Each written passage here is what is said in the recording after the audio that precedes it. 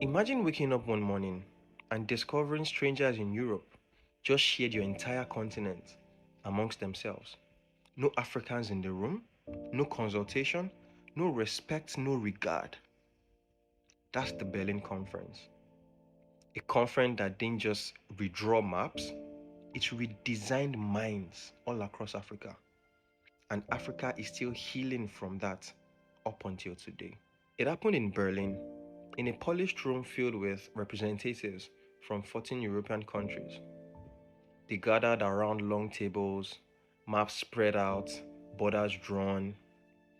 To them, Africa wasn't home to millions of people with history.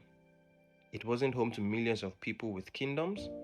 It wasn't home to millions of people with cultures, different cultures. It was just a price. It was just a land filled with resources that they can use. It was a game board. And in that room, they sliced it up like a cake. I want you to hear what I'm saying and just picture it. Picture the level of wickedness.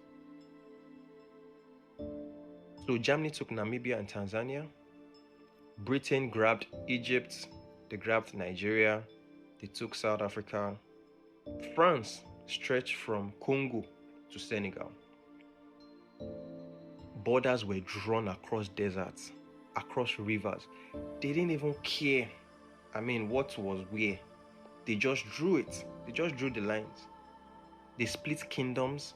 They split families. They split languages, even ethnic groups. So the Yorubas were divided. If you think about it, right, we have Yorubas in Nigeria here, in the southwest of Nigeria. And then you have Yorubas in the southeast of Benin. Because when they were drawing those lines, they didn't think about the ethnic groups. They just drew the lines. So now you split the Yorubas who were together, you split them among two countries because of your selfishness. The Somalis were divided. The Ewe, the Maasai, the Bakongo, all split across countries. Lines were drawn by men who had never been to those places. Just imagine the audacity. And those lines still exist today. But you see, the real wound wasn't the maps. It was the psychological message it sent to Africans. The psychological message that your history does not matter. The psychological message that your identity is irrelevant. I do not care who you are. I don't care what you stand for. You don't matter. So colonial borders forced people who once lived together in harmony to become rivals. It created countries without unity.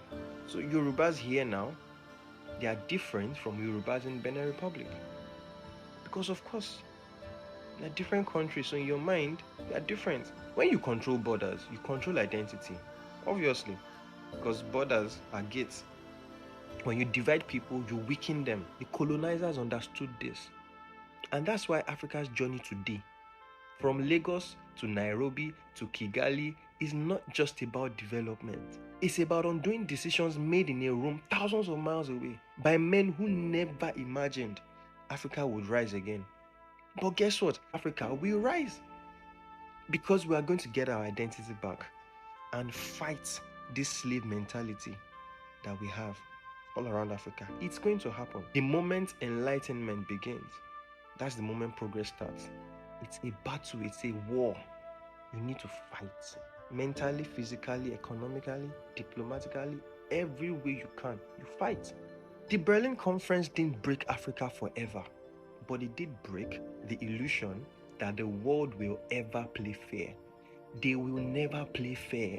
That is the point. And you need to get it. People still talk about, oh, that is not what it is. They are not playing fair. They have seen you as idiots. So they are not playing fair. They feel they can come here and grab anything and you won't do anything. And, well, we don't. But you need to understand, they are not playing fair. In 1884, Europe had a meeting about Africa and did not invite Africa. And those borders they drew then, they still influence and shape our politics, our conflicts, and our identity. Understanding this moment is key to understanding modern Africa. Those lines were drawn to divide us. Those lines were drawn to conquer us, and they are not playing fair. Please understand it. Please understand it. Let your thinking be rewired. Until next time.